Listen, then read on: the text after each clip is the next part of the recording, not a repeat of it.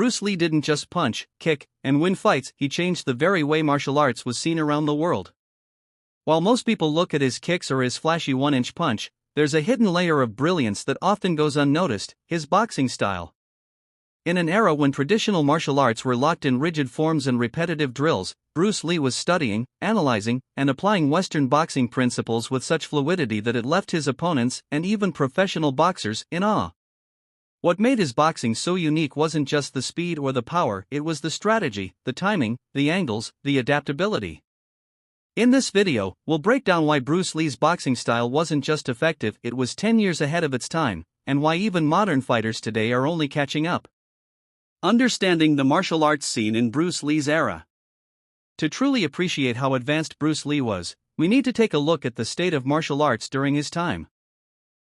In the 1960s and early 70s, most martial artists trained in traditional systems: karate, kung fu, taekwondo, judo, each with strict rules, forms, katas, and techniques that were often practiced in isolation. Realistic sparring wasn't a huge priority. Fighters moved in straight lines, kept stiff stances, and rarely mixed styles. In contrast, Western boxing already had a history of practical fighting, footwork, head movement, combinations, and timing.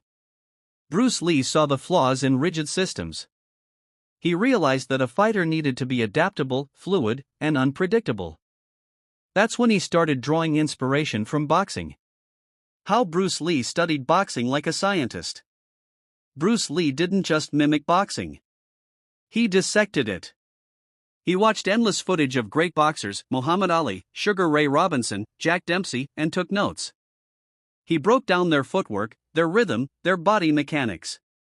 He studied how they jabbed, how they set traps, how they moved their heads to avoid punches. This was unheard of at the time for a martial artist. Lee even wrote down strategies in his personal notes, often comparing boxing techniques to those found in Chinese kung fu and blending the best elements of both. His attention to detail was obsessive.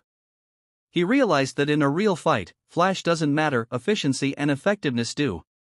This boxing mindset was at the core of Jeet Kune Do, the system Bruce Lee would eventually create. The jab, Bruce Lee's most underrated weapon. Most people think of Bruce Lee's kicks or the one-inch punch, but the jab was perhaps his most deadly weapon. He trained it constantly. Fast, sharp, and accurate. His jab wasn't just for offense, it was used for control. Like a fencing sword, his lead hand acted as a probe, a measuring tool, and a threat all at once. In traditional martial arts, the jab was rarely emphasized. But Bruce Lee knew that everything started with the lead hand. His jab disrupted the opponent's rhythm, kept them at bay, and set up his other attacks. He